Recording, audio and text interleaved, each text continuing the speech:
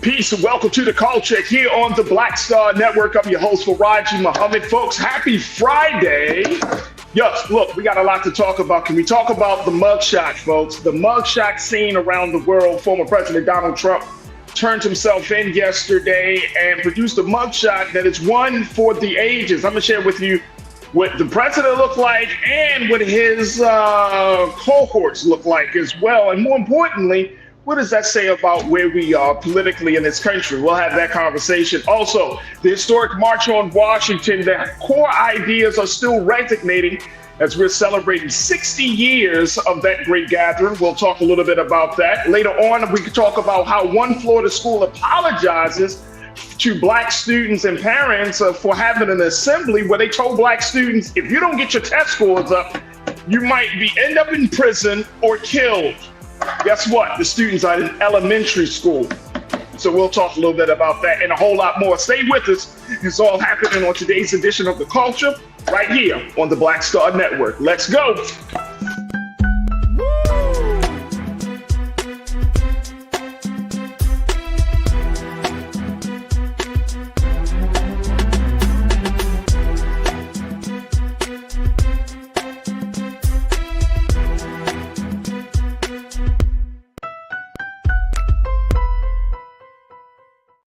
All right, folks, welcome to The Culture here on the Black Star Network. I'm your host, Farajii Muhammad. Thank you so much for tuning in and being a part of the conversation. Big shout out to everyone that's tuning in. As we're streaming live on a number of different spaces and platforms. Big shout out to our home website, blackstarnetwork.com, where you can see all of the great shows, all the past episodes of The Culture, and all of the dynamic programming we got to offer here on the Black Star Network. So make sure y'all do your due diligence. Go to the website today, download the app for free, and most importantly, give something to continue to power this momentum and movement as we have this revolution of digital media. So we're there on blackstarnetwork.com. Also, you can find us on Amazon News. That can be found on your Fire TV. Just let Alexa know that you want to play Black Star Network on your Fire TV, and boom, this pretty face will come up for you right now. Also, you can find us on Plex TV, folks. Plex TV, big shout out to them for carrying the show as well in the network. You can search for Black Star Network and find us under live TV with news and opinion right there on Plex TV. And we're streaming live for your favorite social media. Right now we're streaming on Facebook, where you can check us out under Roland Martin's Facebook page. And you can find us under Roland Martin's YouTube page. And that's where you'll find, man, oh man, the great culture crew, the community of folks. There we go. There's no other place on the planet or on the digital web space like the culture crew, where we're having conversations about what's happening in Black America each and every day. So you can find them to be there, checking in with my OG legacy culture crew members, man, who are always there supporting us. We can't thank them enough. But if you have not had an opportunity to join the conversation and chat, and it gets deep, it gets hot and gets heavy, but trust and believe, you will not want to miss one word that's posted on the Culture Crew chat on our YouTube page under Roland Martin. So join us in the conversation. We got, oh man, Anastasia, I see you. Damon, peace and blessings. Happy, hey, kings and queens. Pretty Brown Mimi, happy Friday to you too, Mimi. Thank you. My big brother, Willie Frazier, checking in. Thank you so much, Brother Willie. Robin Welsh, happy Friday to you. Thank you. Deidre, I see you. Deidre Hall, good to see you. J.L. Fields, always keeping us up to date. Good afternoon, J.L. You said Donald Trump is already raising money off his ugly mugshot. Did you expect anything different? My sister, Lori Parks, thank you so much, Lori, for checking in. Brian Christian, good to see you, sir. Love to connect with you and hear what you got to say about today's conversations. And Vic Abram, I got you. Jeremy Campbell, thank you so much for checking in as we do a little bit of that Culture Crew roll call. And folks, again, you could join us in the conversation. We're under Roland Martin on YouTube, and let's get chatting. All right, folks, let me talk about what everyone else is talking about.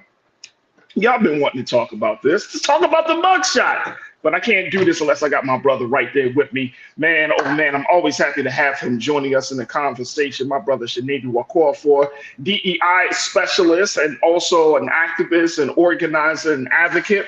Brother Sinedu, happy Friday. How you feeling, bro? Man, I'm feeling good.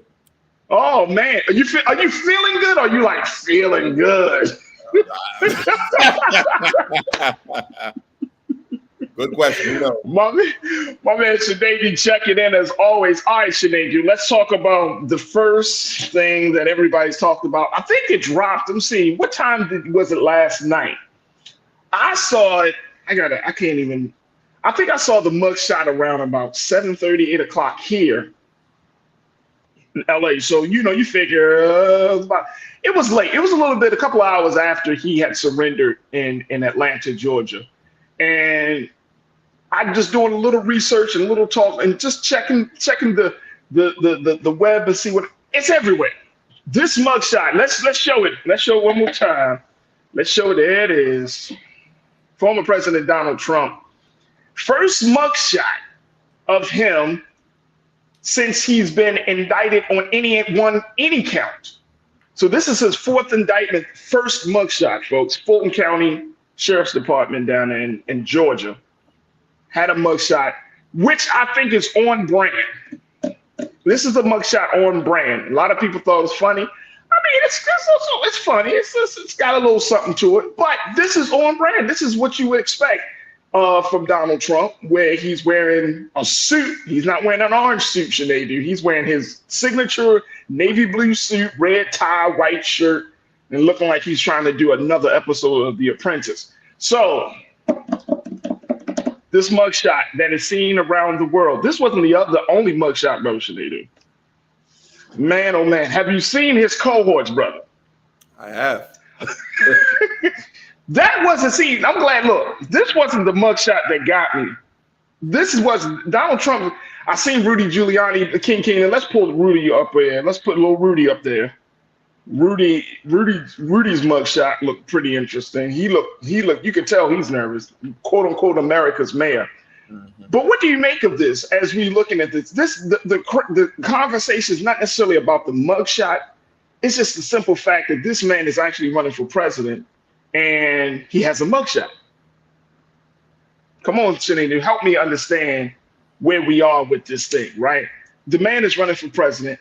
And I've seen a couple of videos. I've seen people like Joanne Reed and D.L. Hughley and other people are circulating videos of people who were out there on the ground in Atlanta showing their support.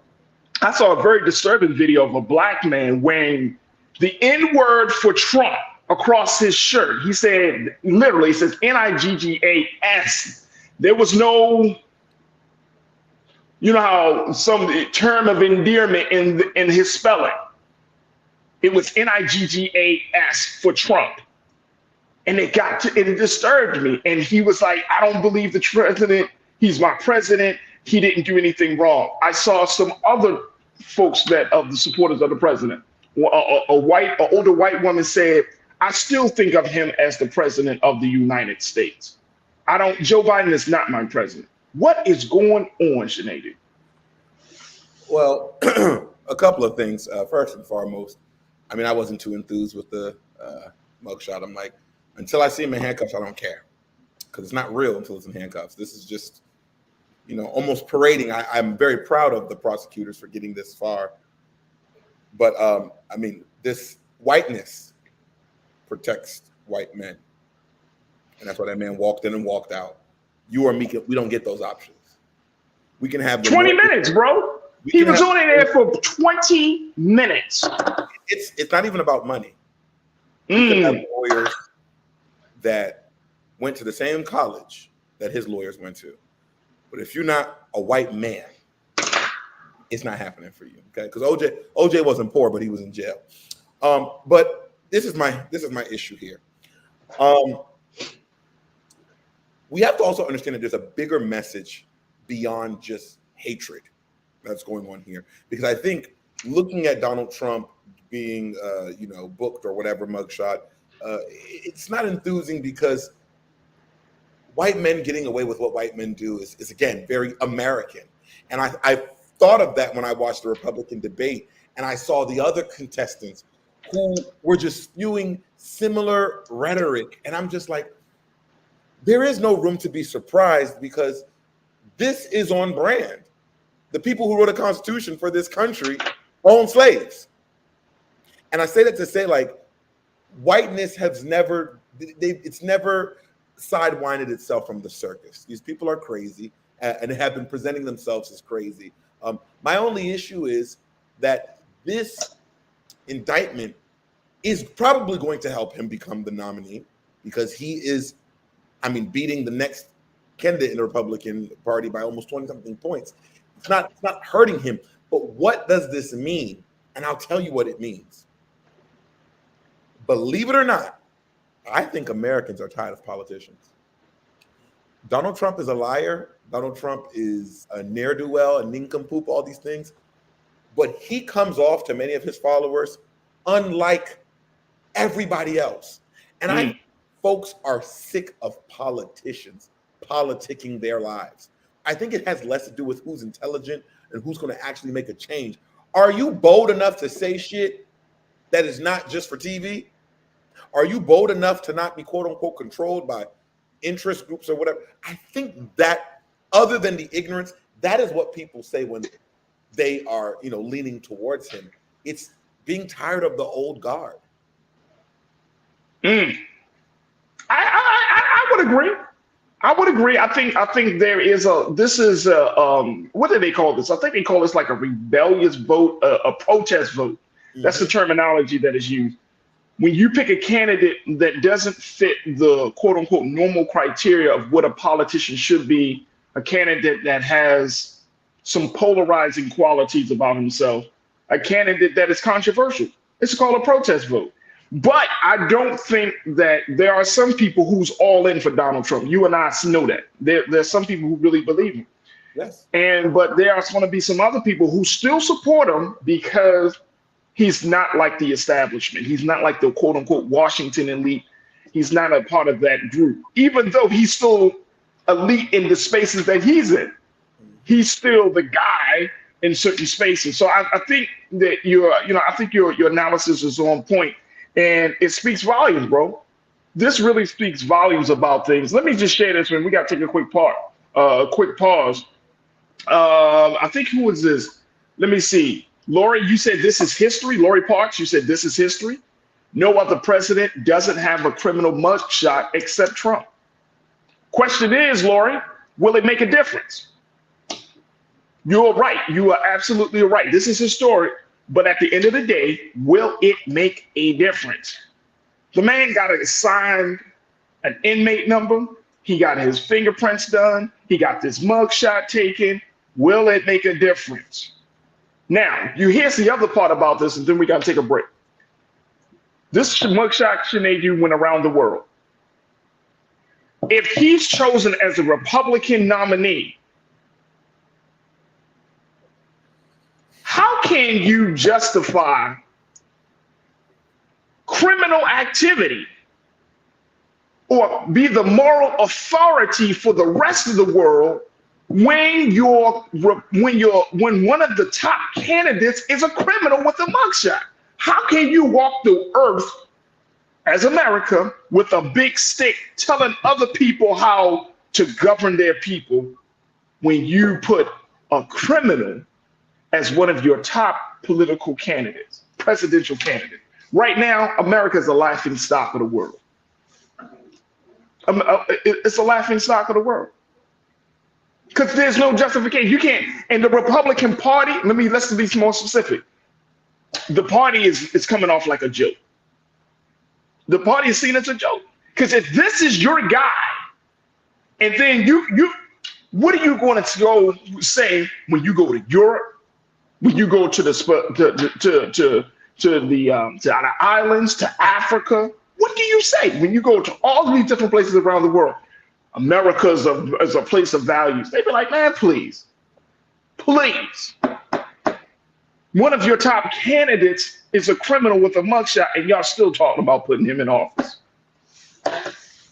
See, this is the unfunny part, Sinead, of this whole drama. The unfunny part is, one, this is real. The other unfunny part is, guess what? This is a clear indicator of where we are as a constituency in this country, that, you know what, regardless of whom or what, we're willing to put just about anybody in the highest seat in the land that have access to the most sensitive information that has the power to govern all of these people, guess what? That's going to be our guy. I got to take a quick pause. And because on the other side, Sinead, we got to talk about the two black folks that were a part of his quote unquote colleagues that were a part of this drama. Folks, stay with us. The conversation's getting hot. Of course, I want to hear from you. Just stay with us. We got a lot to cover in this first hour of The Culture right here on the Black Star Network.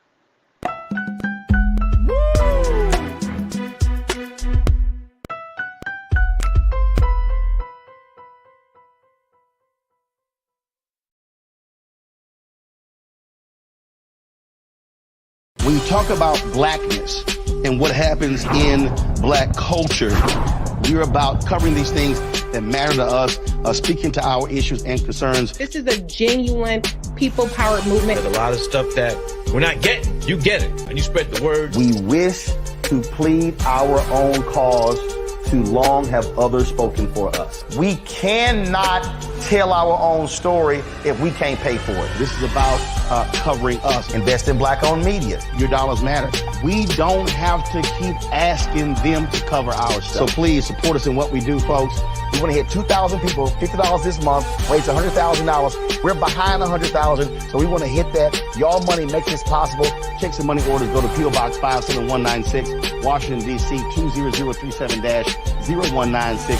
The Cash App is $RM Unfiltered. PayPal is R Martin Unfiltered. Venmo is RM Unfiltered.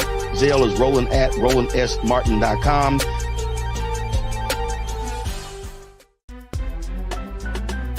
I'm Farajii Muhammad, live from LA. And this is The Culture. The Culture is a two-way conversation. You and me. We talk about the stories, politics, the good, the bad, and the downright ugly. So join our community every day at 3 p.m. Eastern and let your voice be heard. Hey, we're all in this together. So let's talk about it and see what kind of trouble we can get into. It's The Culture. Weekdays at 3, only on the Black Star Network. Folks, Black Star Network is here. Oh, no punches! I'm real revolutionary right now. Support this man, Black Media. He makes sure that our stories are told. Thank you for being the voice of Black America, Roland. Stay black. I love y'all. All momentum we have now, we have to keep this going. The video looks phenomenal. See, this difference between Black Star Network and black-owned media and something like CNN. You can't be black-owned media and be scared. It's time to be smart. Bring your eyeballs home. You dig?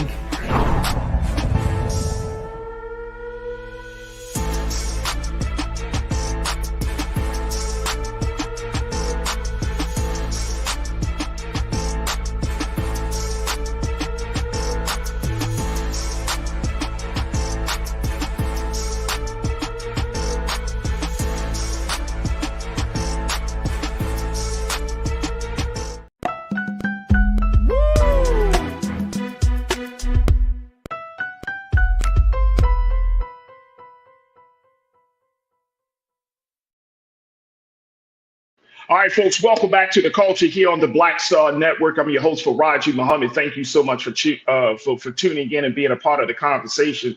I'm checking in with my man and Culture Crew member, Sinead Okorafor, as we talk about the Trump mugshot, and more importantly, talking about the implications. What does this mean, especially as we kick off the presidential campaign season, especially when America is more polarized now than it has ever been before. And now this mugshot, a mugshot that has instantly become an artifact of history, a mugshot that has been seen all around the world, a mugshot that many people try to decipher what was going on in the mind of the former president at the moment that he took the shot. All of these things. But my big thing, folks, is that all of this drama is playing out on not just on the national stage, but on the world stage. That's the big thing. It's all playing out on the world stage. And how Americans deal with this moment is going to be indicative of where we are politically, socially, and even morally. Let me bring my brother Sinead back into the conversation. Sinead, here's the thing that I wanted to share as we talk about this, talking about that moral authority, because America is going to be seen as a joke, right? If the Republican Party still supports Donald Trump, and that's what they said they would do, Sinead. on that stage on debate night on Wednesday night, when the question was asked, if this man is convicted, would you still support him? How many of you would still support him? 6 out of 8 candidates raised their hand. 6 out of 8 candidates raised their hand to say we would support him if he becomes the nominee. And guess what? In order to be on that debate stage on Wednesday night, those same 8 candidates had to sign a waiver from the RNC, the Republican National Convention, saying that whoever is going to be the nominee, you will put your full support and resources behind that person. And they agreed to it. So if it ends up being Trump, that means you're locked in legally. You wouldn't have seen me on that debate stage.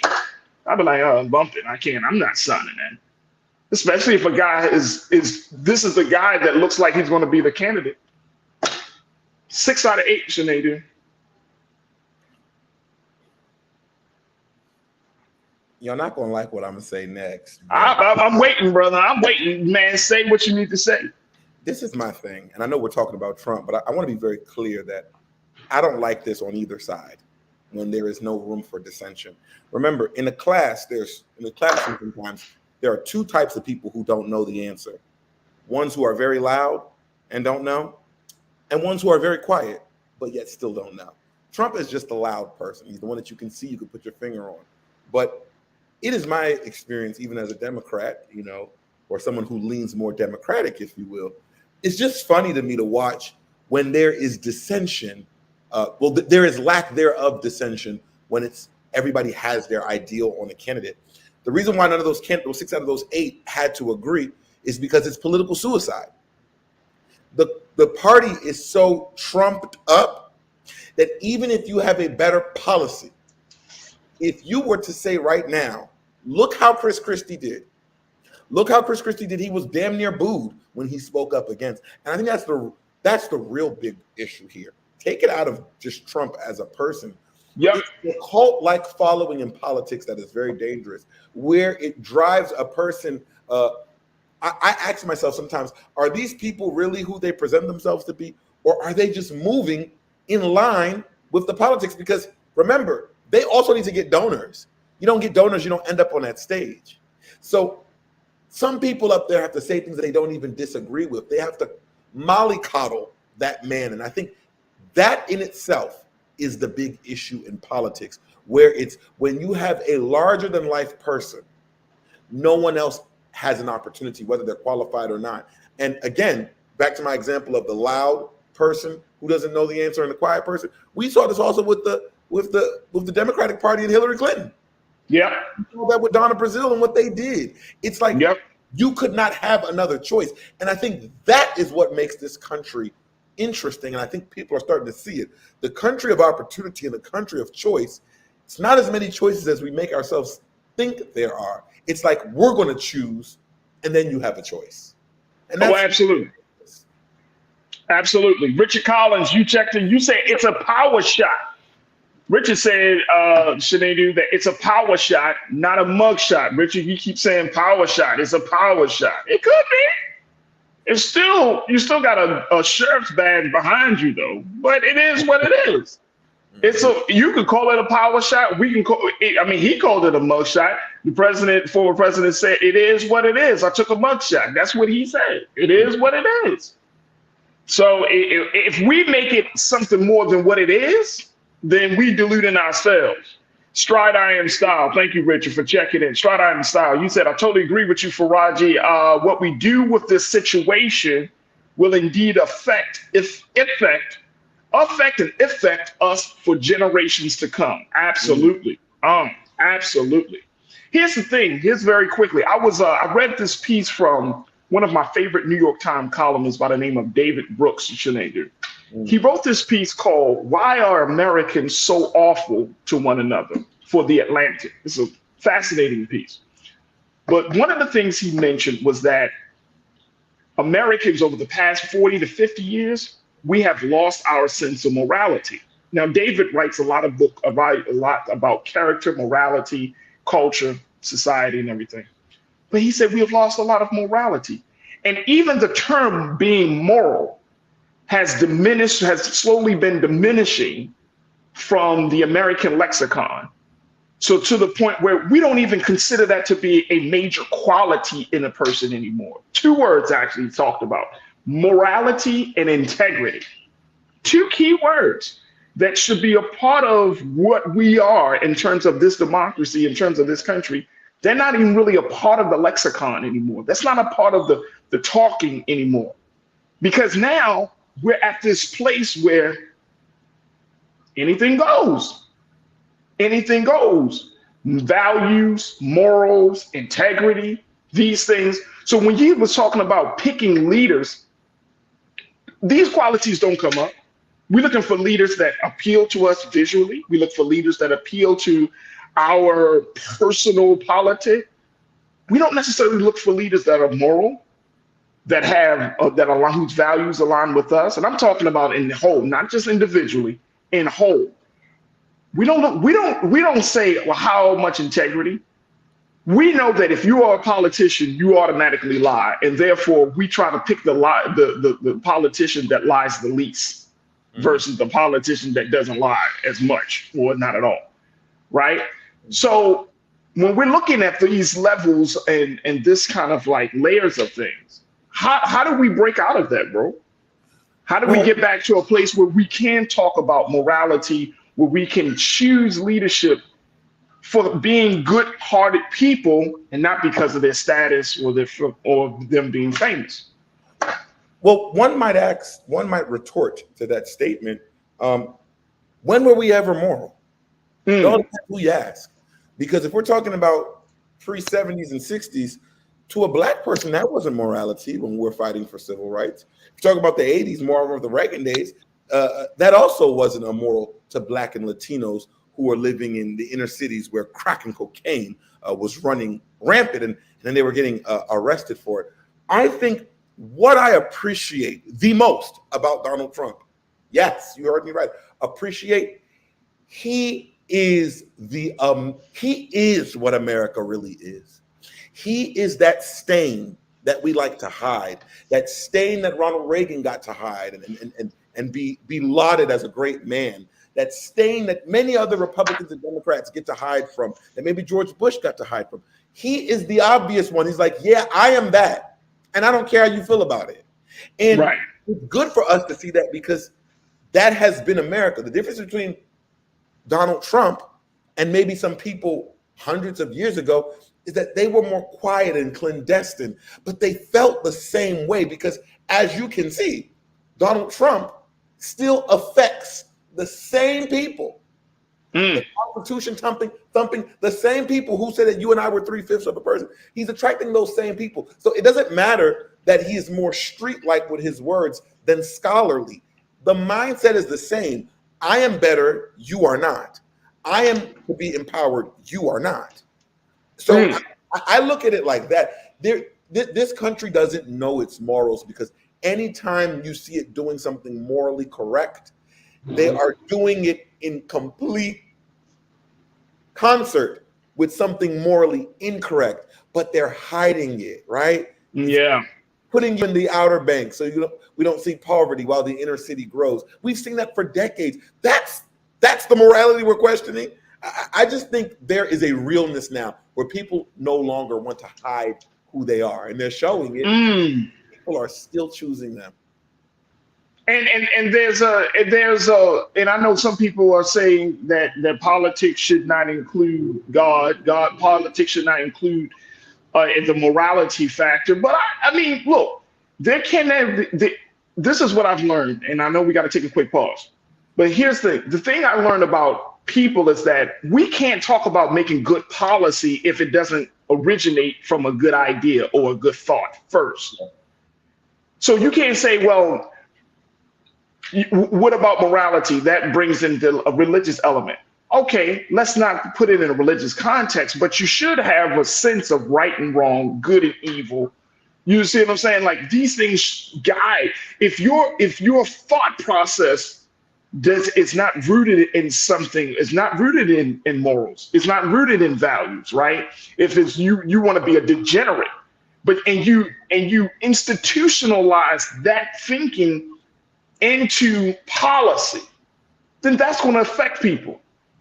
If your attitude, your biases, if our biases are institutionalized into policy, that's going to affect people. It's kind of hard to say, well, I'm to compartmentalize who you are for good policy. I am one way, but my policy says something else. Then that means you're not authentic to your real self. And that's even worse. You should bring some level of yourself into the things that you promote and advocate for. Otherwise, then what the hell are you talking about? Mm-hmm. You see what I'm saying? Like that's not good policy. If it doesn't speak from you, directly from you, or if it doesn't align with your values, everybody's in this space right now. A lot of people that says, I want to be authentic. I want to align it in my values. We're not seeing it. You think something is wrong, or you might think something is right, but then if you don't believe it, but you put it out there as such, it gets to create a real disparity about who you are and how you see yourself, and more importantly, building relationships and creating a sense of community. Folks, we got to take a quick pause. When we come forward, more conversation, and then let's see if we can get into a little bit of start a conversation with Brother Sinead do about the 60th anniversary of the March on Washington. Stay with us. We got a lot to cover in in a few minutes of the first hour here on The Culture on the Black Star Network.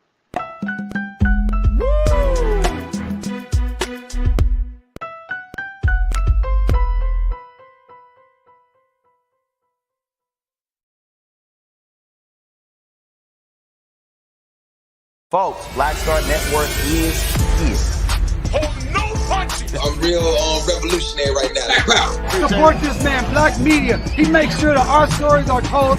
Thank you for being the voice of Black America, Roland. Stay black. I love y'all. All momentum we have now, we have to keep this going. The video looks phenomenal. See, there's a difference between Black Star Network and black-owned media and something like CNN. You can't be black-owned media and be scared. It's time to be smart. Bring your eyeballs home. You dig?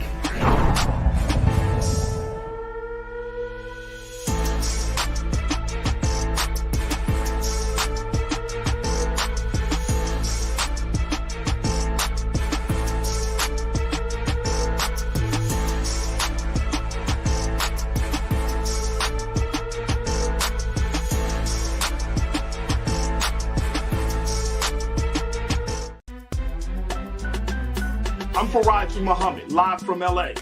And this is The Culture. The Culture is a two-way conversation. You and me. We talk about the stories, politics, the good, the bad, and the downright ugly. So join our community every day at 3 p.m. Eastern and let your voice be heard. Hey, we're all in this together. So let's talk about it and see what kind of trouble we can get into. It's The Culture, weekdays at 3, only on the Black Star Network.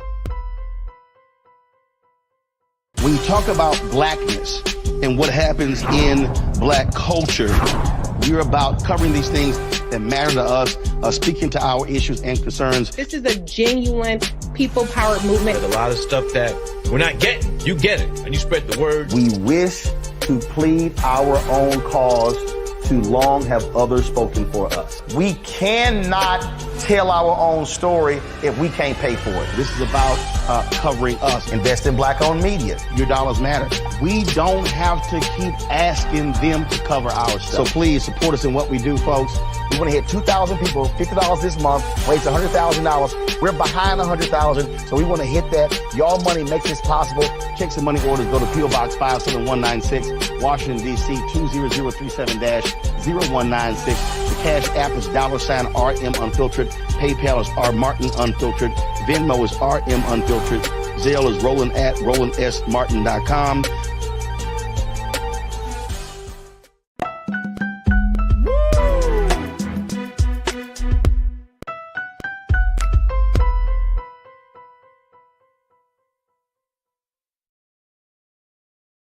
All right, folks, welcome back to The Culture here on the Black Star Network. We've been talking about Trump's mugshot and talking about the implication of it at home and abroad. Everybody has seen this mugshot, but this is a bigger picture. This is so much bigger than the personality of one man, of Donald Trump. Yes, I mean, you know, And if you feel like, he's gotten his due, he was in there, he processed through the Fulton County Sheriff's Department. 20 minutes later, he's out the door.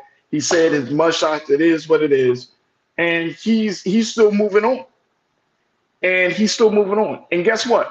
The world is looking at this situation. And it speaks volumes about where we are in this country. I got my brother Sinead, who I call for. Let's open up this conversation even more, Sinead. 2 black people were indicted along with former President Donald Trump.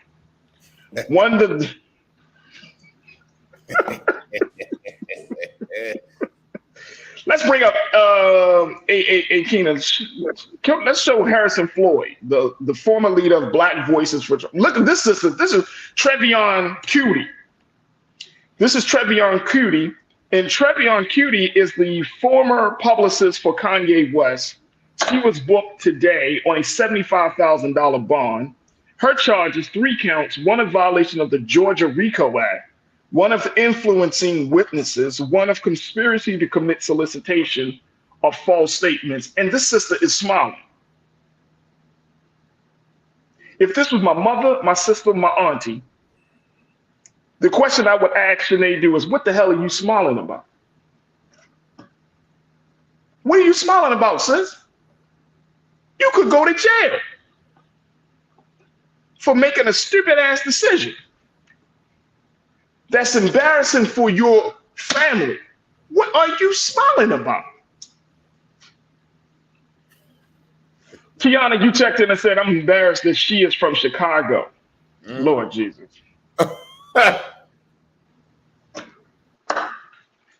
I mean, Sinead, what are we going to do? All right, so that's Trevion Cutie. Can we, Keenan, let me know when you pull up Harrison Floyd. There we go. Harrison Floyd. Let's talk about Mr. Floyd. Mr. Floyd is the former head and the director of Blacks for Trump's operation. Crazy thing about Mr. Floyd, he's part of this whole situation, violation of the RICO Act. I'm going to pull up this information right here real quick, y'all, on Mr. Floyd. And Mr. Floyd, the crazy part about him, he's actually sitting in jail right now. He's the only one of the college. Exactly. Congratulations. He's actually sitting in jail right now. He was booked yesterday. He could not negotiate a bond agreement, so therefore he's sitting in jail. But part of the reason he's also sitting in jail, not just because of the bond, he was served a subpoena a couple of months ago by a federal officer, and he assaulted a federal officer at that time.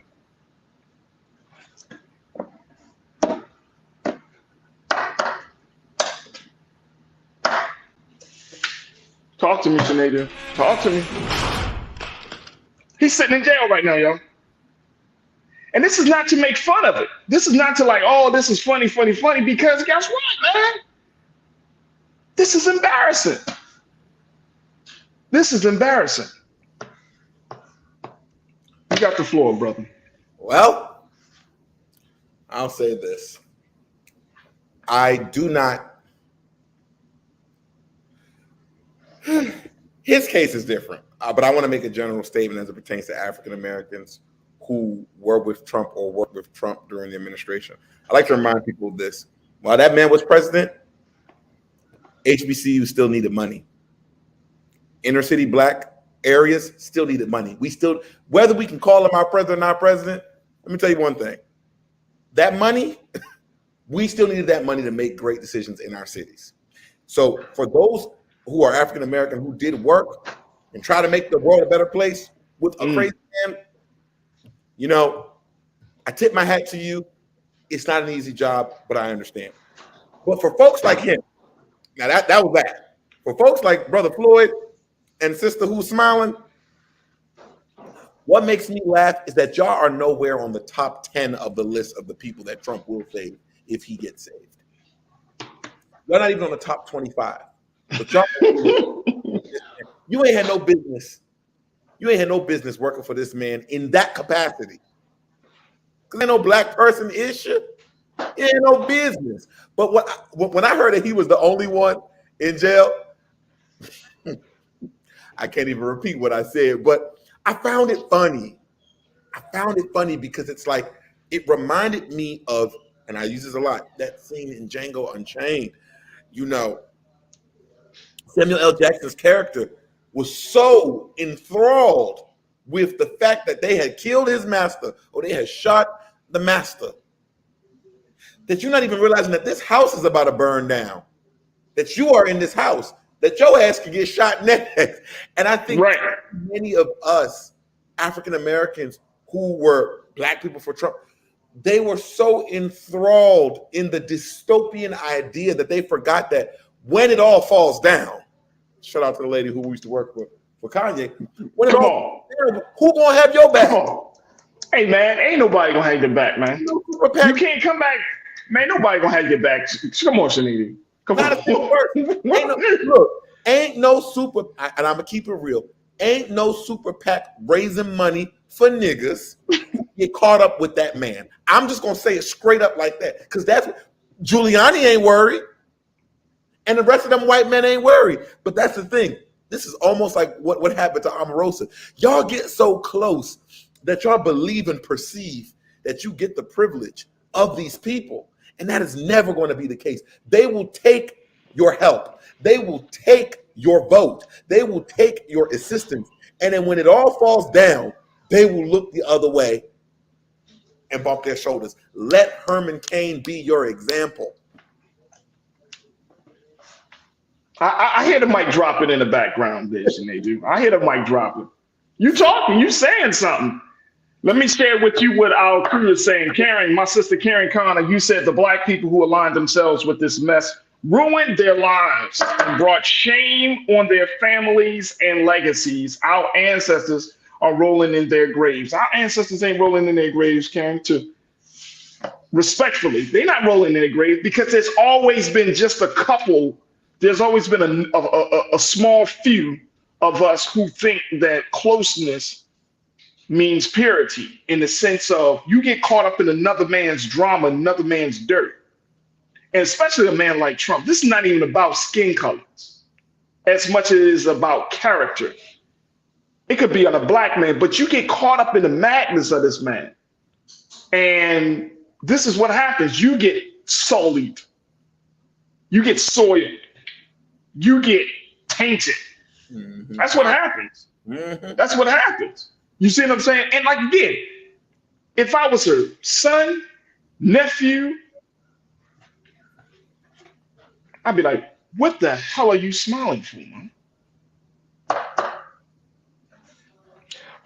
Let me see something here. Jacqueline Boateng, my sister, you said true. The Stevens and Django are skin, but not kin. Mm-hmm. Mm-hmm. Conscious Thought, my guy, you checked in. You said just like the black dude from the January 6th attempted overthrow of the government, he received one of the harshest prison terms given out by a judge/jury. He said, I believe 84 months. He received it. And it's like, we don't get the picture, bro. That's the problem. As we don't get the picture, like we don't get the message. Again, this is about character. This is about making a plan for yourself, man. If anybody calls you with some get rich scheme, how many of you are just going to jump in? Oh, yeah. Soon as they say you know how they support. They didn't say former president, but like President Trump wants. Click. And if it's for the money, is money that important? You see what I'm saying, Sinead? He'll say, I'll pay you $1 million for you to provide this service. Man, I'm clicking. I'm turning up the phone. Again, going back to morals, going back to values, going back to integrity. Because we don't know where that money came from. And you don't know where that money came from. But come on, man. Come on, bro. He don't pay his employees, talk less of you wanting to be a contractor. Come on. Trump never pays people for the work they do for him. Come on. They gotta take him to court in order to get paid. He just fired the lawyer. Just a couple of days ago, the lawyer down in Fulton County, just before he took the mugshot. He just fired him. Absolutely insane. All right, Lana, my sister, you said she is a disgrace for doing what she did to a black woman. They are going to throw the book at her. Thank you, Lana. Sandra Frazier, you checked in and said some of us refuse to get off the plantation. You got to get off the plantation with your mind first, though. Thank you, Sandra. Keon W, my man, you said, Farajii, the money is always the motive. That's the dumb. And trust me when I say this, you're absolutely right. Dumb metric to use. You can't buy me, son. You can't buy me. You can't buy me. When again, morals, values, integrity. Look, real quick, Sinead, because I know we got to hop off, take another pause. Let's move from this because we know this is the travesty of America, what we're seeing with this Trump drama. And I know you got to jump off. We're going to celebrate the 60th anniversary of the March on Washington. What's your take on that, bro? As Reverend Al Sharpton, the King family, 100 community organized, there are 100 organizations that are going to be gathering in Washington, D.C. tomorrow. Folks, y'all know, y'all can stay tuned for the Black Star Network for the coverage of that from Bob Rowland and other places. But 60 years, the call was for jobs, the cause was for justice. 60 years later, that still seems to be the call, but then there's some other pieces in that talking about threats to democracy, criminal justice reform, and voting rights. What's your take on that, bro?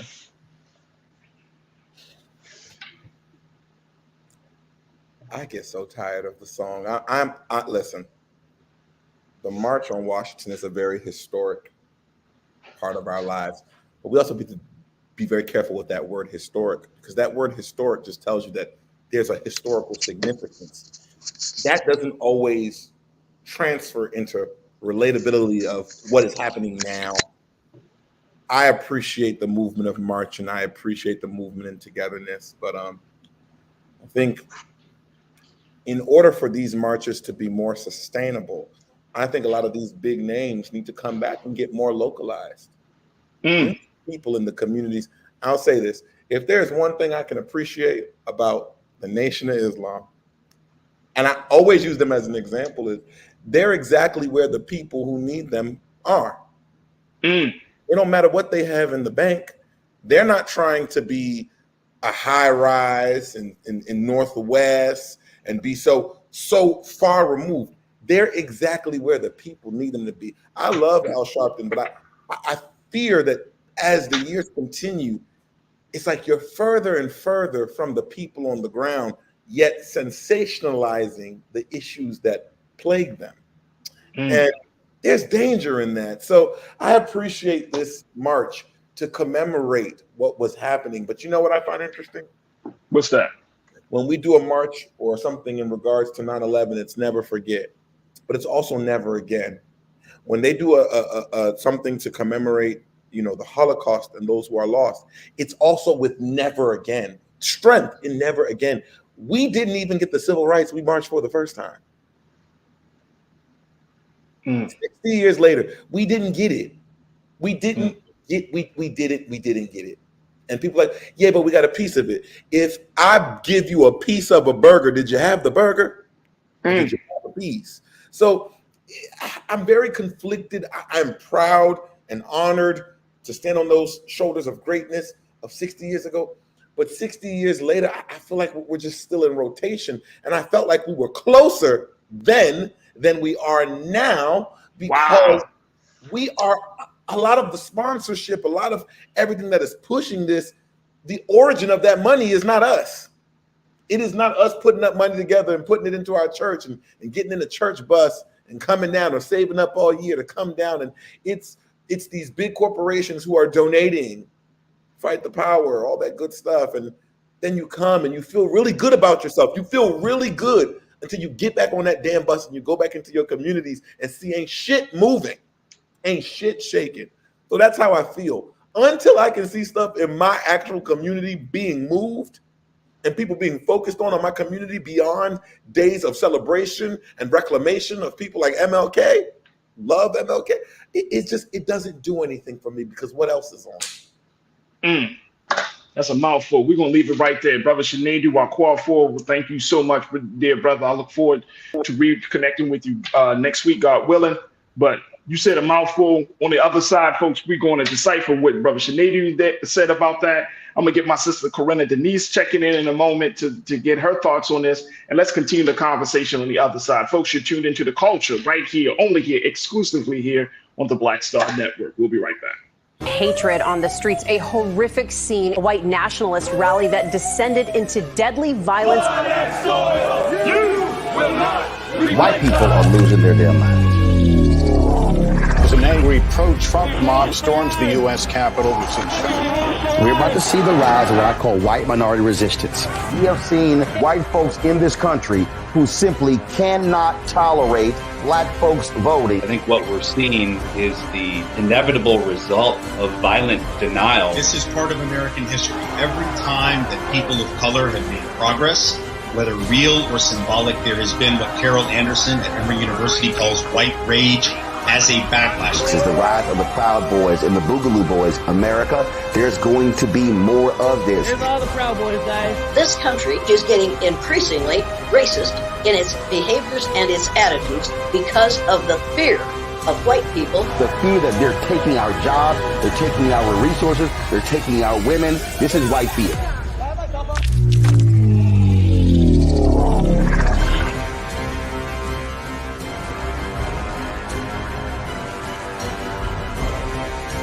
When you go into a barbershop in a 700 credit score neighborhood, black or white, they're talking about their ideas and they're talking about how they're going to move on those things. You go to a barbershop at a 500 credit score, equal brilliance, but bad culture, they're talking about other people. You go to a winner's barbershop, here's what I'm doing. You go to the barbershop of where people feel defeated, they talk about other people, either celebrities or people they admire, but also often, I don't like Joe. I don't like Roland Martin. Well, let me tell you something. I don't understand people. How could you not like anything here you see? You should just be like, this is amazing. It's cool. You may not even like how he does it or how I do it, but it's like, you know what? They're succeeding. They're killing it. All you should be is, that's fantastic. But if I don't like me, I'm not gonna like you. If I don't feel good about me, it's hard for me to feel good about you. If I don't respect me, don't expect me to respect you. If I don't love me, I don't have a clue how to love you. And here's the big one.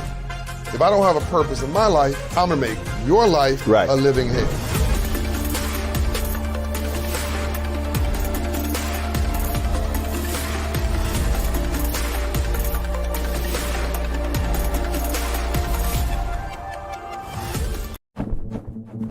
For decades, the tobacco industry has deliberately targeted black communities and kids with marketing for menthol cigarettes. It's had a devastating impact on black health. Tobacco use claims 45,000 black lives every year. It's the #1 cause of preventable death. In the 1950s, less than 10% of black smokers used menthol cigarettes. Today, it's 85%. Menthol cools and numbs the throat, making it easier for kids to start smoking. Menthol also increases addiction, making it harder for smokers to quit. Menthol cigarettes are a big reason why black Americans have a harder time quitting smoking and die at higher rates from smoking-related diseases like cancer, heart disease, and stroke. It's time to stop big tobacco from profiting off black lives. An FDA ban on menthol cigarettes will improve black health, save lives, and protect future generations from addiction. Learn more at tobaccofreekids.org/ban menthol.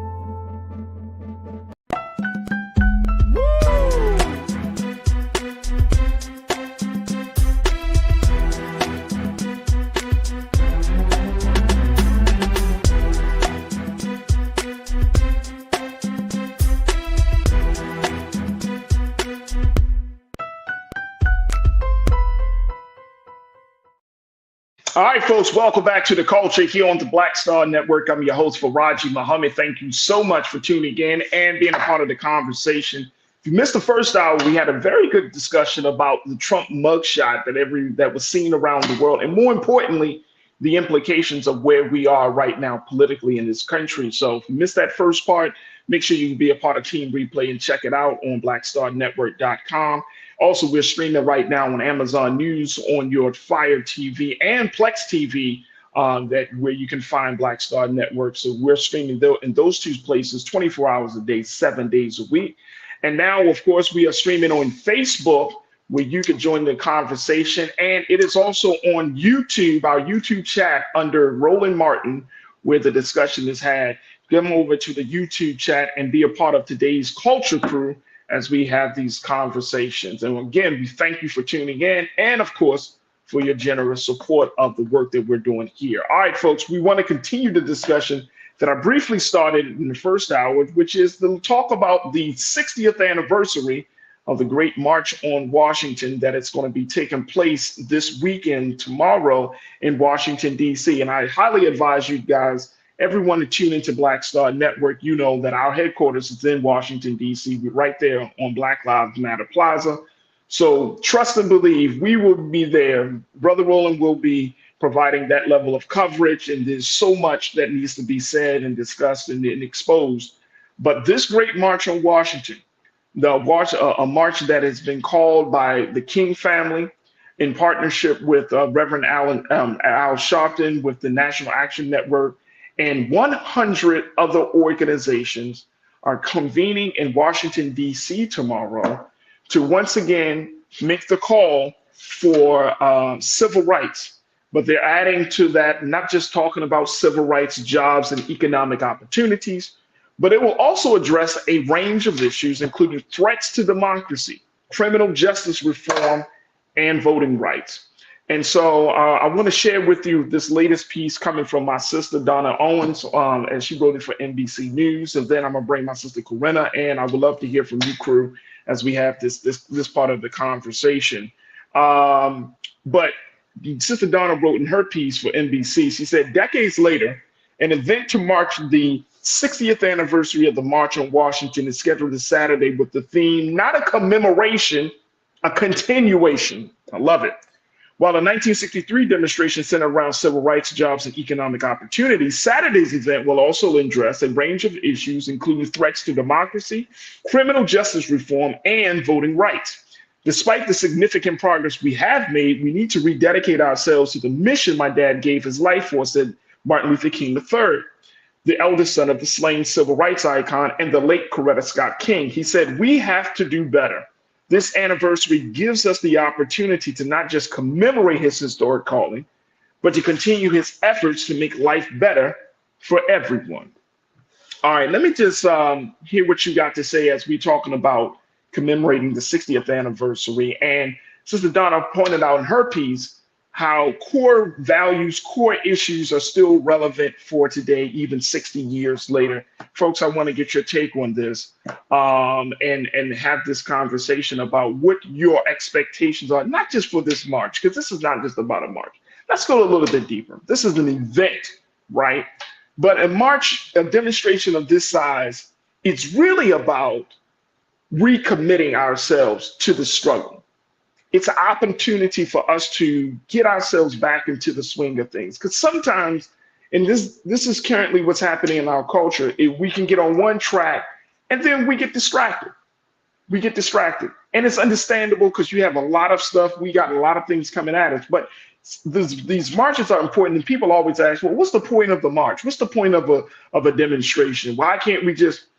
Because it brings the focus back en masse on key things that we all should be thinking about. It's a way to bring people back to the ultimate point. Yes, it's an event, but it's more of a recommitment, a call to recommitting ourselves to the issues. It's a call to connect ourselves with other people, new people. It's a call to action. Sometimes we need a call to action to just shake us out of the humdrum nature of things, right?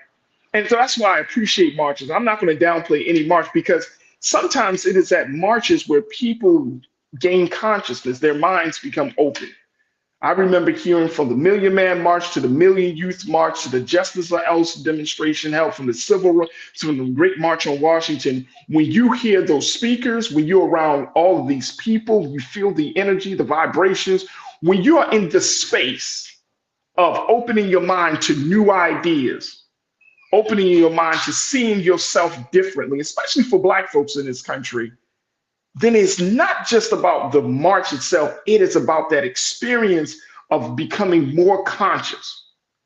And I think that is, we can't downplay that. We can't act as if that's not important. Gatherings help us to become aware. They help to inform us, but also they do something to the spirit to get us revitalized and make us feel whole again. And like, we're not in this fight by ourselves. It's a beautiful, beautiful experience. And so if you are in the Washington, D.C. area, going to be there this weekend, if you live in the area, go to the march, go to the celebration, hear what people are saying, get connected with folks. Don't downplay. It's like, oh, it's another march. Well, what are you doing to get people in mass? And I'm talking about, this is a in mass type of demonstration. What are you doing?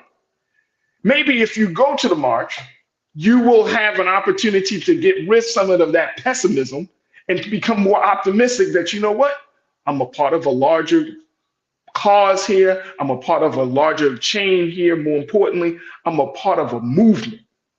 All right, let me bring my sister in, Corinna Denise, checking in from the great state of Florida. Corinna, good afternoon. Happy Friday, Corinna. How you feel? Happy Friday. Yes.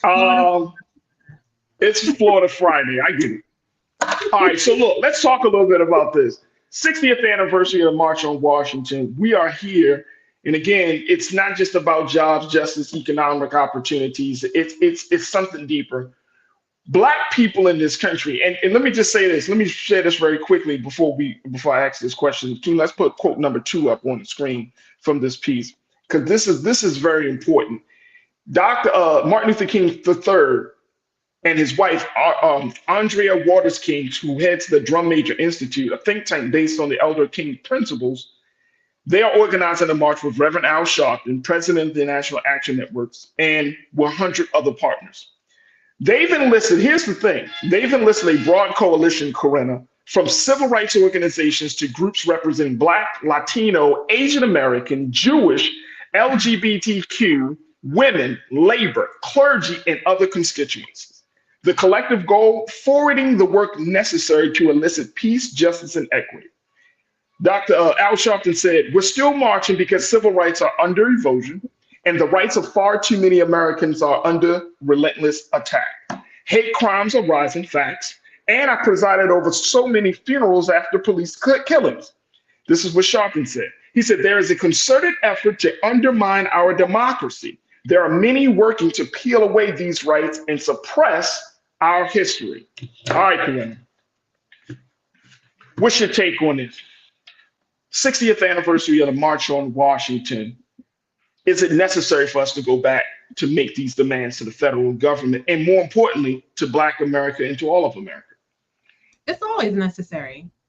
I feel like this is something that just doesn't end, right? There is no end to it. It's always necessary. And let me just say too, I can't believe that it's been 60 years. You know, I remember being a child learning about the March on Washington. Right. So we capitalize on this moment right now to make the connection with our youth, right? Young people, our children, especially considering everything that's happening here in Florida and across the country with, you know, wanting to erase history, eliminate history. Ultimately, we need to make the connections, especially at this poignant moment right now, things that are happening here in this country that are affecting us all. I definitely wish I could be at the march. If I was in the DMV area this weekend, I would be, but I will be looking at the footage covered, and I really want to see the youth.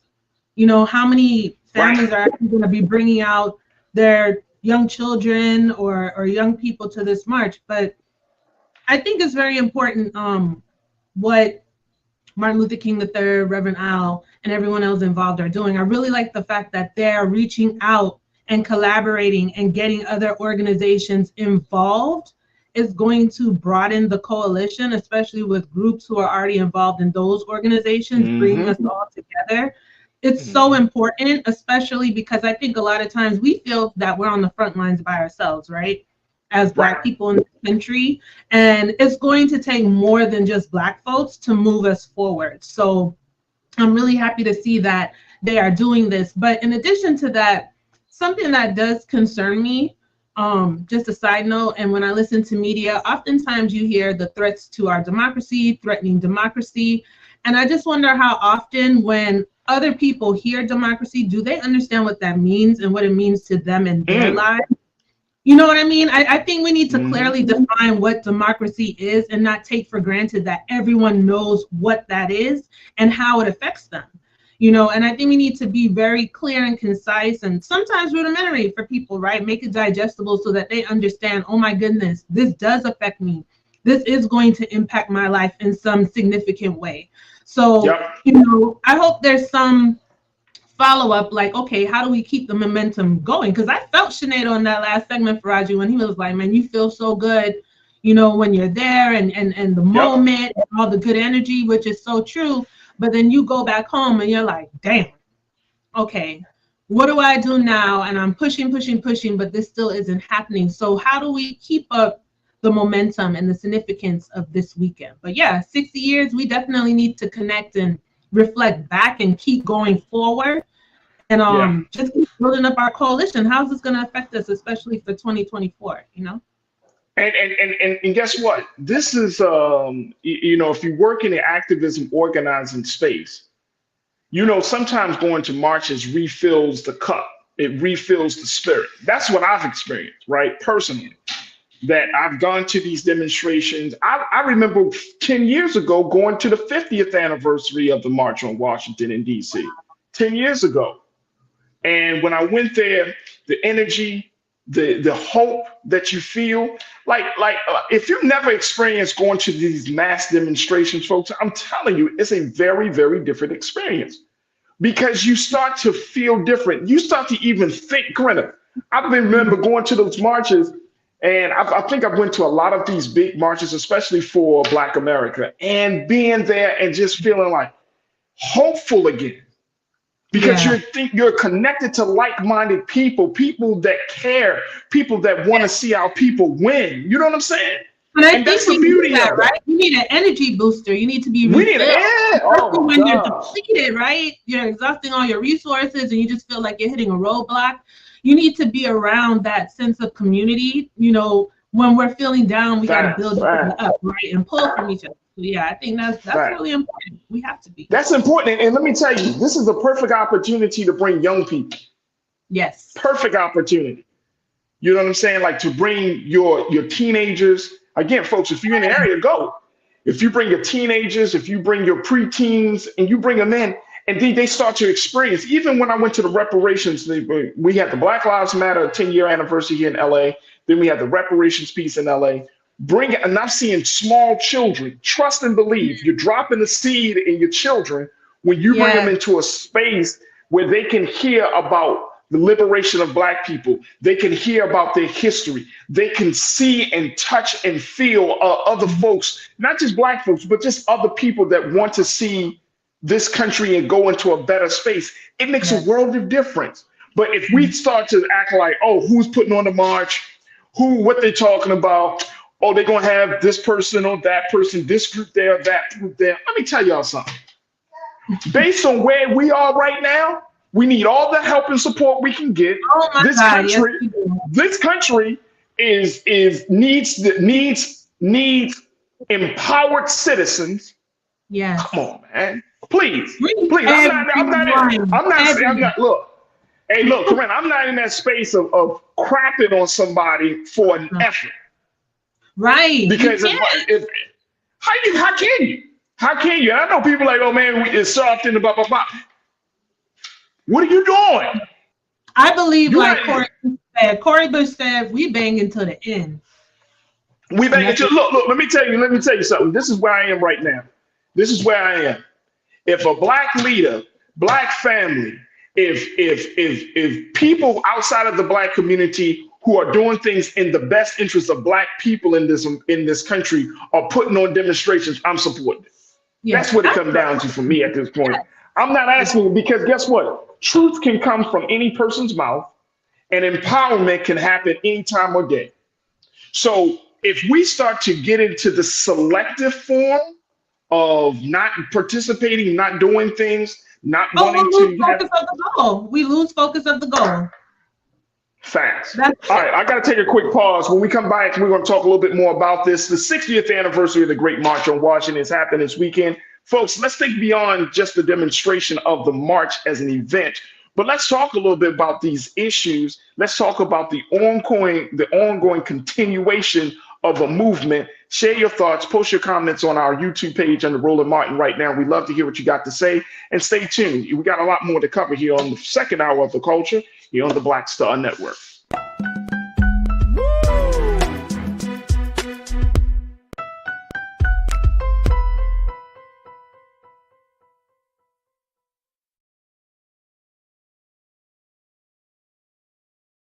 When you talk about blackness and what happens in black culture, we're about covering these things that matter to us, speaking to our issues and concerns. This is a genuine people-powered movement. There's a lot of stuff that we're not getting. You get it, and you spread the word. We wish to plead our own cause. Too long have others spoken for us. We cannot tell our own story if we can't pay for it. This is about covering us. Invest in black-owned media. Your dollars matter.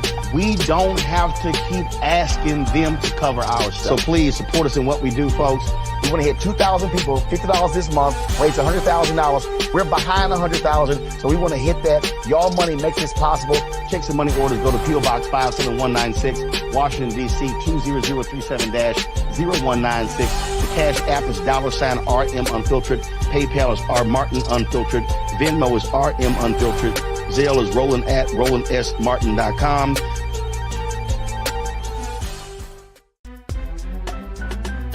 I'm Farajii Muhammad, live from LA. And this is The Culture. The Culture is a two-way conversation. You and me. We talk about the stories, politics, the good, the bad, and the downright ugly. So join our community every day at 3 p.m. Eastern and let your voice be heard. Hey, we're all in this together. So let's talk about it and see what kind of trouble we can get into. It's The Culture. Weekdays at 3, only on the Black Star Network. Folks, Black Star Network is here. Oh, no punches! I'm real revolutionary right now. Support this man, Black Media. He makes sure that our stories are told. Thank you for being the voice of Black America, Roland. Stay black. I love y'all. All momentum we have now, we have to keep this going. The video looks phenomenal. See, this difference between Black Star Network and black-owned media and something like CNN. You can't be black-owned media and be scared. It's time to be smart. Bring your eyeballs home. You dig?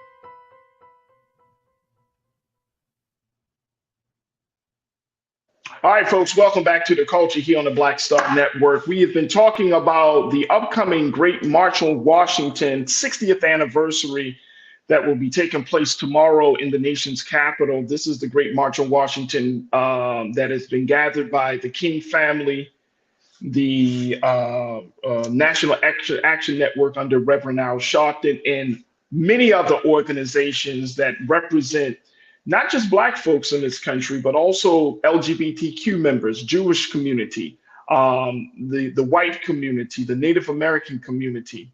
As there's going to be a number of folks, a diverse coalition, broad-based coalition of folks that are going to be convening in Washington, D.C. to continue the call for economic security and economic opportunity, continue to call around jobs and justice, to continue to call about the threats on democracy, voting rights issues, and other issues. And folks, we have been talking to my sister, Corinna Denise, one of our great culture crew members, to get her take on this, but I would love to hear from you, crew. What's your take as we're talking about going back to Washington, making these demands, not just to the federal government, but to the rest of America in Washington, D.C., as we celebrate 60 years from that historic day of from 1963. And I want to go to the crew right now, Corinna, because folks are checking in. Nicole Smith checked in and said, we need a God political revolution. And my man, Real Brooklyn, said, we need God, period. A nation that forgets God is pretty much doomed. Well, we might be living in one right now. I think so. Yeah. But I get it. I think that, Corinna, and I'm saying this with great humility and sincerity, you cannot have any type of movement if there isn't a spiritual component. And I think that that's what's forgotten in this part of the discussion, right? We want politics, we want policy, we want activism, but where's the spiritual component? Because the real ills that are facing people, in my belief, facing the big social problems are coming from the character, are coming from the internal operations of a person. So there has to be a reconnection. I remember when I went to the Million Man March 28 years ago, and many people would say, oh, the ministers should have made this a political thing. The ministers should have had us do policy or check in or tell us who to vote for. And I remember the minister making the point. He said that wasn't the purpose of the movement. When you're talking about atonement, reconciliation, and responsibility, that is an internal process. Now, once you become healed, whole, and healthy, you start to think a certain way. Therefore, policy will start to come out of your thinking that reflects that a new consciousness. But it has to start there first before you can jump into policy. I said this in the first hour. You can't have good policy unless you're a good person. So do you think that's that lead up to being able to receive what is given when folks actually go to marches and gatherings of this nature? Do they have to be in a certain mindset or in a certain type of, energy to receive, I think so. I think so. What are we going to tell our folks, right? How do they prepare themselves to be in a position to receive, right? Speaking to your point about the spiritual piece. See, these are questions that I'm raising as we're talking about it. No, I think these are super valid questions and important questions. I think that when we go to these demonstrations, that we do have to kind of like break out of the comfort zone a little bit and open ourselves up to the possibility of new ideas, new thoughts, a different energy. If we go to these, we have to be very open, right? Be willing to take in whatever the energy, whatever the universe, however you want to frame it. But we have to be willing to take in something, right? When you go to these marches. If you go to these marches, Farajii, we forget that although I think sometimes it's forgotten that although we might differ in tactic or strategy, we usually never waver from the ultimate goal, right? Which is true liberation. I think we'll argue, we'll fight, we'll disagree as to how we actually get there. But also, we all have our eyes on the same goal, the same focus. We all want to acquire the same thing, liberation. So it's just about trying to figure out how do we disagree without being disagreeable and being open to hearing each other, right? And not just shutting each other down like, okay, well, enlighten me. Why do you feel that way? And why do you think this would work better than maybe what I suggested? And can we come to a compromise? Okay, and let's see. Check this out. To that point, we can do that. And I think that our ultimate goal is to do that. There's a lady by the name of Tina Rosenberg. She wrote, she founded this platform called the Solutions Journalism Network, right? And she's a columnist. She wrote for the New York Times for many years. But one of the things she talked about is that the reason why we're in this space, and especially in terms of public discourse, which is why she founded this network called Solution Journalism, is because when you start to raise the conversation, raise the consciousness of people, then the public discourse around those issues start to get raised up as well. Like we can have different things. We can have the old conversations in new ways. And one of the things that she talked about is that we're living in a time where we don't have to quote unquote reinvent the wheel. If we have social problems, I bet you there's somebody somewhere in this country that has an answer to every social problem. It's just the fact of how do we get these social problems to new people? I mean, these solutions to new people. And so, for example, every march that I have gone to from 95 all the way up to this present day, every time we convene, there's always some agenda, especially when you're talking about for Black America, some agenda, some policy. Tavis Smiley had the contract with Black America. We come up with these great ideas, right? And guess what happens? We talk about these things during the time of the event time or the demonstration. But then the conversation starts to drift off, and we don't bring the ideas that were presented to us at these demonstrations. We don't keep talking about it. And then say 3 months from the demonstration, the actual event, we say we don't have a plan for Black America. We don't have no strategy. And that's not true. It's just that we are not taking the ideas that we left on the table and bringing them into new people and having different nuanced conversations about, hold on. Back in 1995, they did this. Back in 2000, so-and-so, they did this. Can we go back? Let's look at what they did. There's a blueprint. We keep wanting to reinvent the wheel, and we put an undue burden on ourselves, Corinne. This is what I truly believe.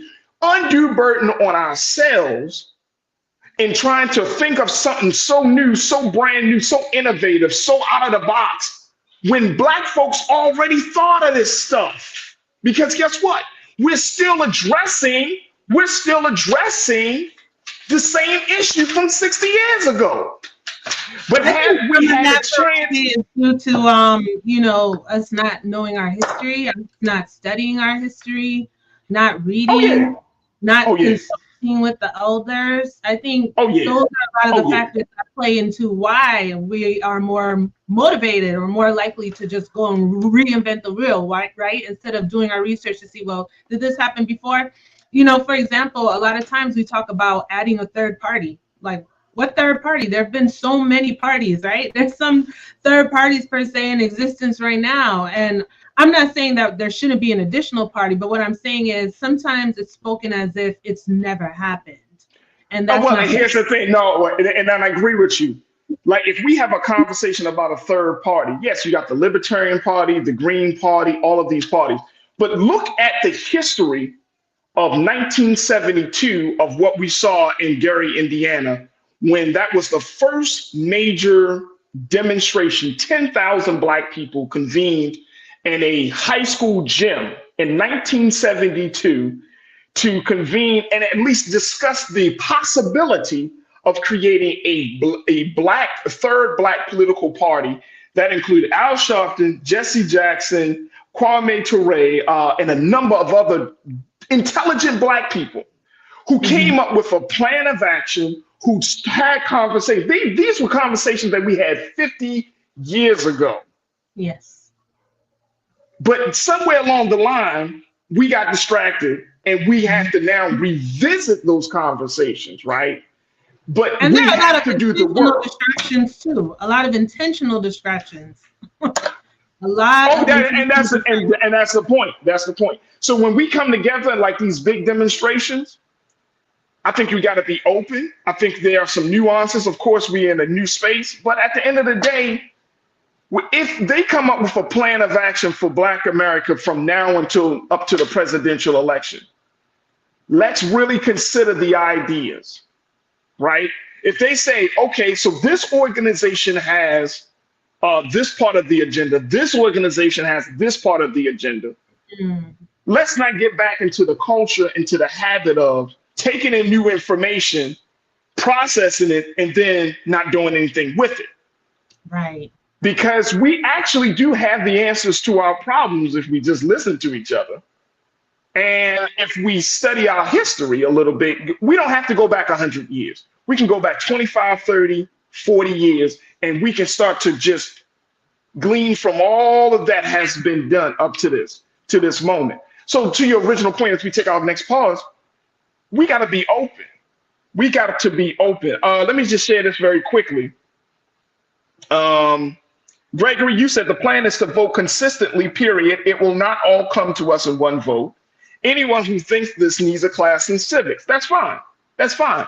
But there are some other things that we could do, Gregory, along with voting. And that's the part that we don't talk about as enough, to my opinion, Corinna. We don't talk, yes, let's vote. But then what else can we do? What can we do on the ground? What can we do between elections? What can we do today? Yeah, that's going to help people.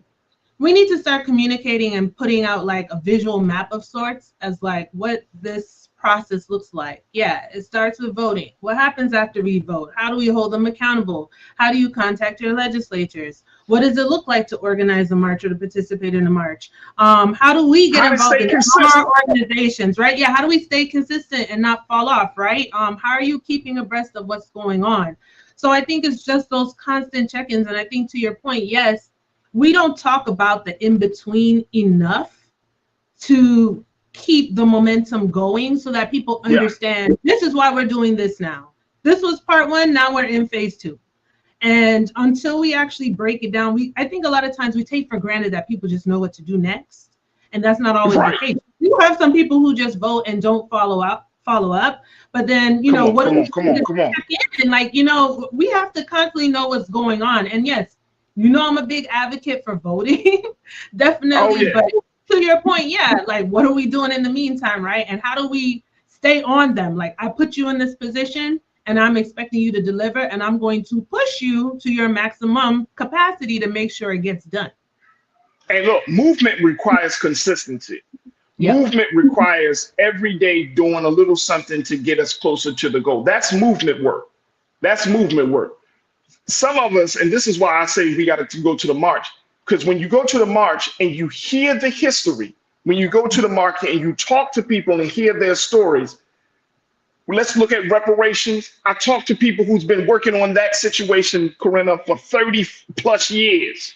Mm-hmm. And guess what? They still haven't given up the hope that reparations will be given to all Black people in this country, right? So they haven't given up. So what keeps a man, what keeps a woman staying on that path? See, that's the part of it. That's the skill. Like once you become committed to something, each one of us have a gift, a passion for something rather. Yes. But you got to stay committed to the passion. What our current culture does, especially in Black culture, we have this expectation that stuff's supposed to happen overnight, or it takes a week, or we throw out. You know what I'm saying? Like that's not movement work. No, it takes time and consistency. It takes time. This takes time. Look, let me tell you something. How you know, some people will be like, Black leaders ain't doing nothing because we still facing the problem. Well, how long were Black people? And let's add to that. Let's add to that, Corinna. How long have Black people been enslaved? First in shadow slavery, and how long are we still enslaved mentally and morally? And so you think you're doing 2 years of movement work going to break us out of 400 years of enslavement? Oh my gosh, yes. And come on, man, do the math, man. Come on, do the math with me, y'all. Come on, look, I gotta take a quick pause.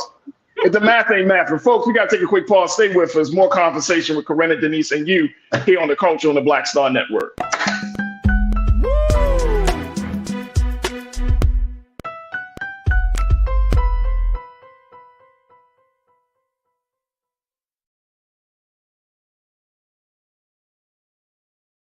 Folks, Black Star Network is here.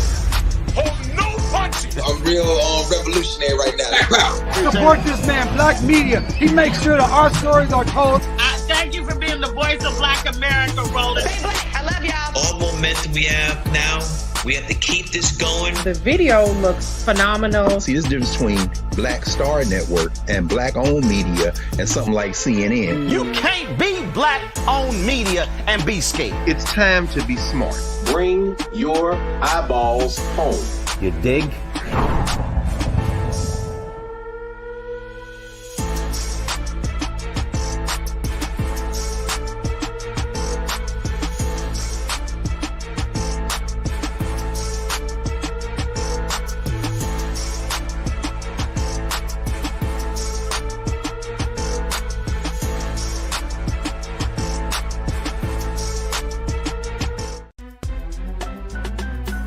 Farajii Muhammad, live from LA.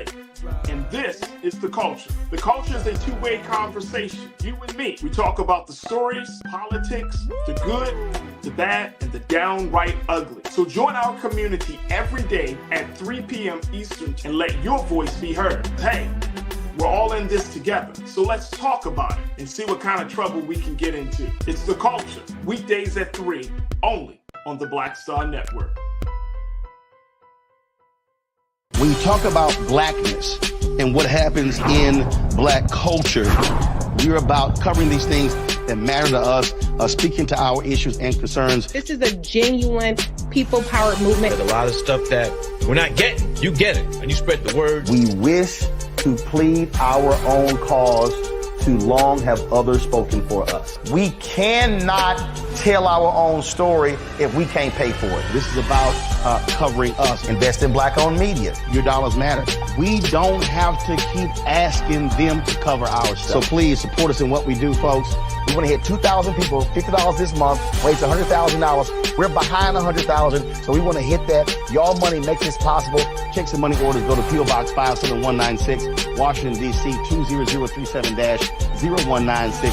The Cash App is $RM Unfiltered. PayPal is R Martin Unfiltered. Venmo is RM Unfiltered. Zelle is Roland at RolandSMartin.com.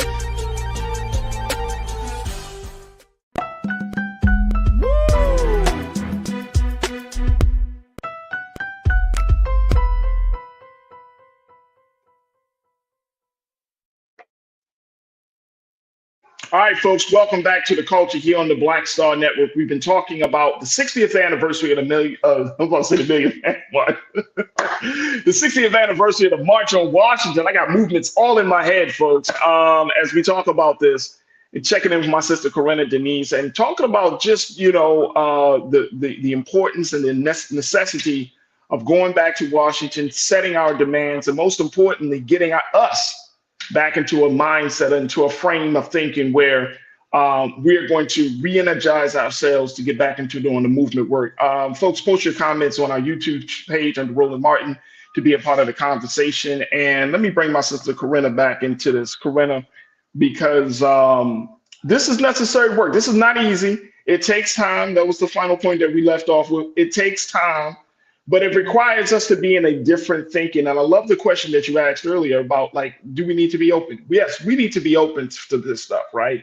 Some of us, I'm a self-starter. I can motivate myself, but some of us, everybody is not in that space.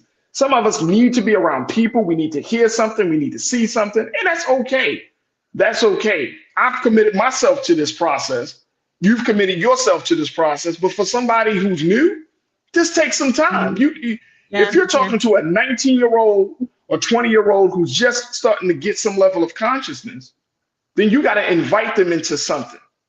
You got to be there for something, right? You can't just throw people into the mix. This is something else, Corinna, that as we have these conversations, let's keep in mind that to some people, this is foreign. This is like talking German to some people.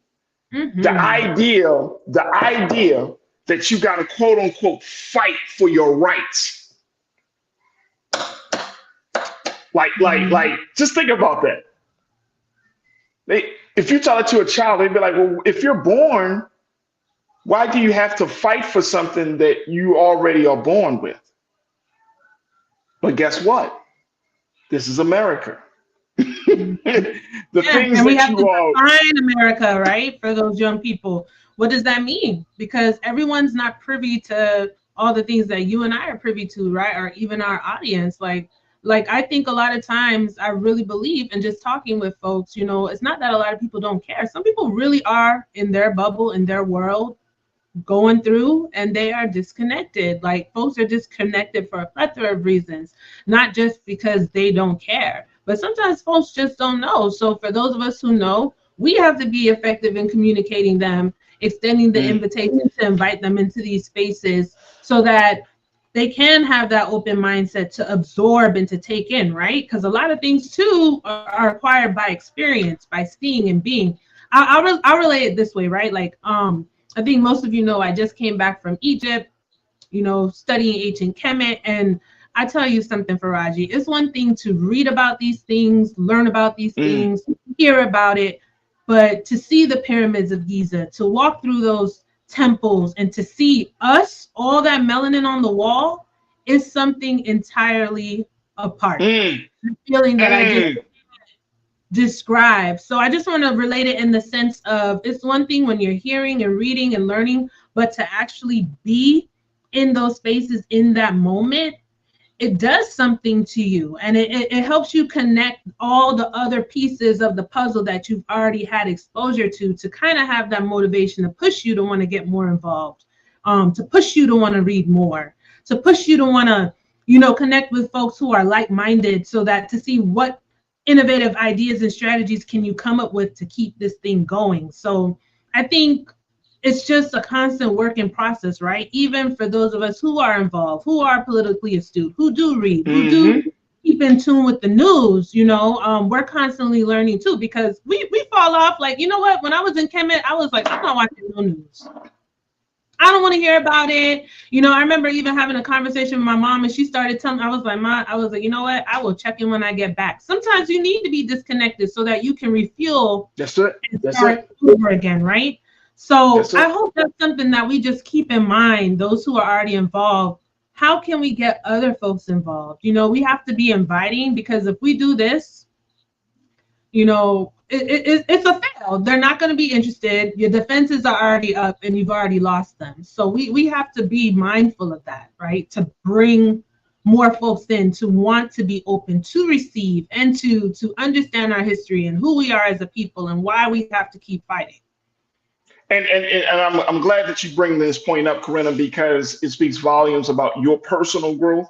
And I think this is an example. Your story is an example of how we can kind of build that. It takes time, right? It takes time for people to get into a certain space. And I think that's part of the reason, or part of the big challenges that we're not as far along as we should, is because we're not patient with one another. You know, we expect that if I'm at a certain space mentally, emotionally, if I'm conscious about certain things, that you should be conscious too, after just telling you 5 minutes of what some history or something like that. Yeah. Like, it doesn't work that way. It really doesn't work that way. Keon, you checked in and you said we need to talk to the bros and to the sisters that's still getting it out of the mud. Our people are still getting out of the mud. Black folks are still getting out of the mud. So, you know, some of us are so impatient with our own group, with the growth and development of our people, with the slowness.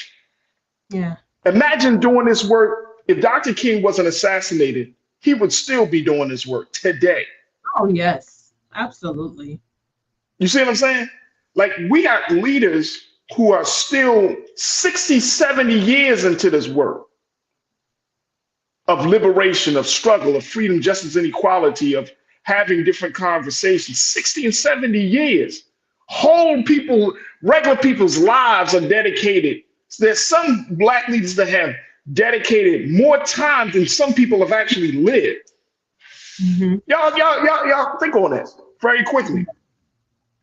So when we talk about being dedicated, being committed, now, is everybody going to work that way? No. But trust and believe, I think we each should put up at least 2 to 3 years, 4 years, 10 years. That's nothing compared to life.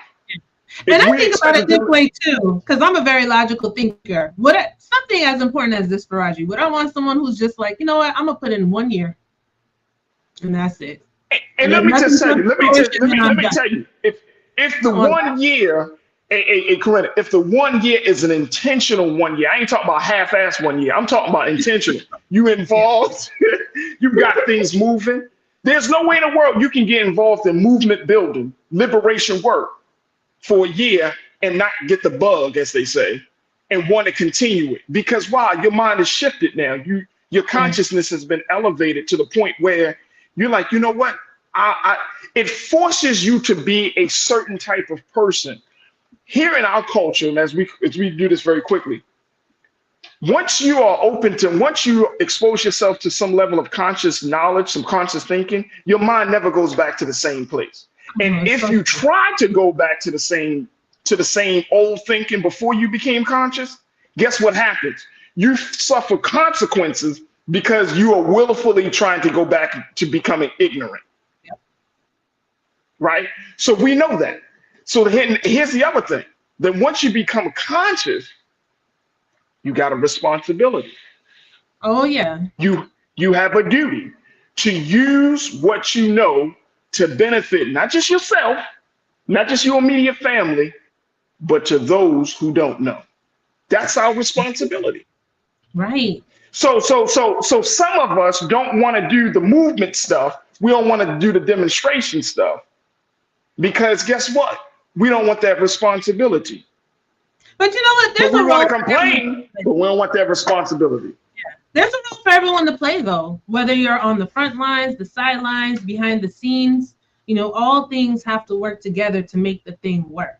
So yeah. I sincerely believe there's a position for everyone to play. You know, it could be administrative, it could be demonstrations. There's so many pieces that have to come together. So I don't want anyone to think that there isn't something you can't do. Everyone has a talent. Everyone has a gift. Everyone has something to bring to the table to make this thing work. And everyone's ideas are needed, required to make it work. Absolutely. I got to take this quick. Let me take a quick pause. When we come back, let's get some final thoughts. Stay with us. It's the Culture here on the Black Star Network. When you talk about blackness and what happens in black culture, we're about covering these things that matter to us, speaking to our issues and concerns. This is a genuine people-powered movement. There's a lot of stuff that we're not getting. You get it, and you spread the word. We wish to plead our own cause. Too long have others spoken for us. We cannot tell our own story if we can't pay for it. This is about covering us. Invest in black-owned media. Your dollars matter. We don't have to keep asking them to cover our stuff. So please support us in what we do, folks. We want to hit 2,000 people, $50 this month, raise $100,000. We're behind 100,000, so we want to hit that. Y'all money makes this possible. Check some money orders. Go to P.O. Box 57196, Washington, D.C. 20037-0196. The Cash App is $RM Unfiltered. PayPal is R Martin Unfiltered. Venmo is RM Unfiltered. Zelle is Roland@RolandSMartin.com.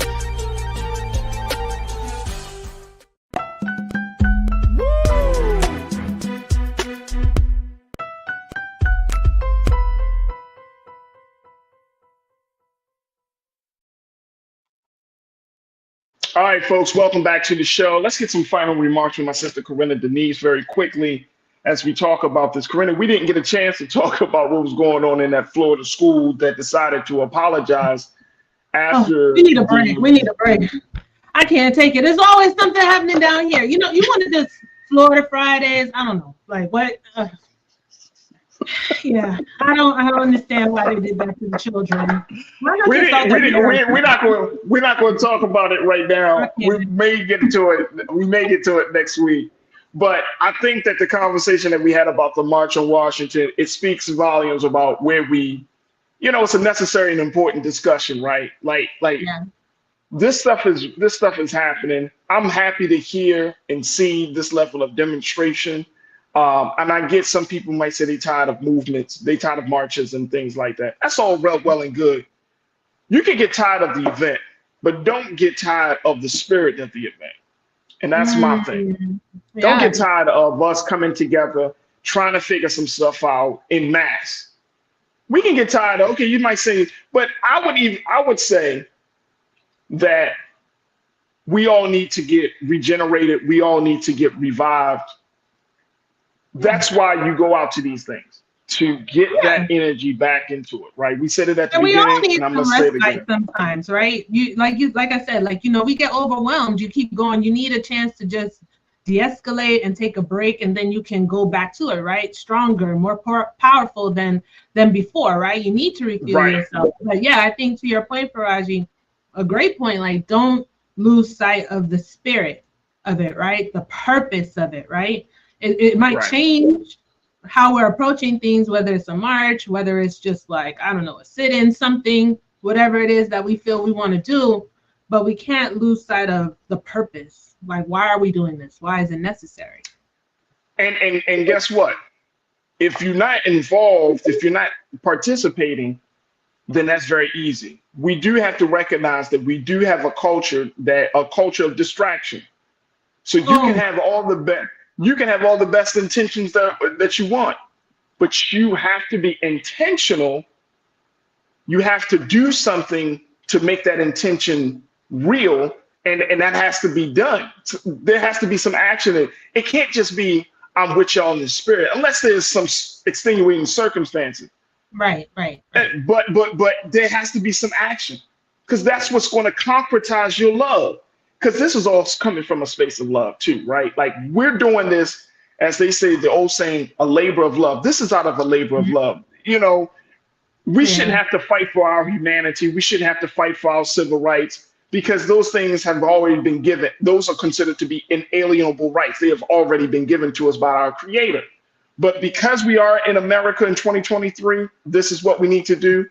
Then we have to put in that labor of love to confirm that, to affirm that. And it's a process. It is certainly a process. Corinna, I thank you. Anything, we got 30 seconds left. Anything you want to share with the crew, anything that we need to keep in mind as we go into this weekend? It's a very historic weekend with the march, but anything else you want to keep in mind? I think, Farajii, just quickly, I think to end the segment and to wrap it up, everything we've been speaking about today and what you just mentioned about, you know, focusing on the purpose, don't lose sight of the spirit of the movement. You know, sometimes we get discouraged and we just want to sit out and not participate in things. And we got to think, do you want to do that just to feel right? Or do you want to actually, you know, get in the thing and actually achieve a goal? Because when one sits out and sits out, we're so much less stronger, and there's power in numbers. And until we actually realize how powerful we are when we come together collectively, because we've done that, but not to its maximum capacity just yet, but we have the potential. I think we're on the break of it.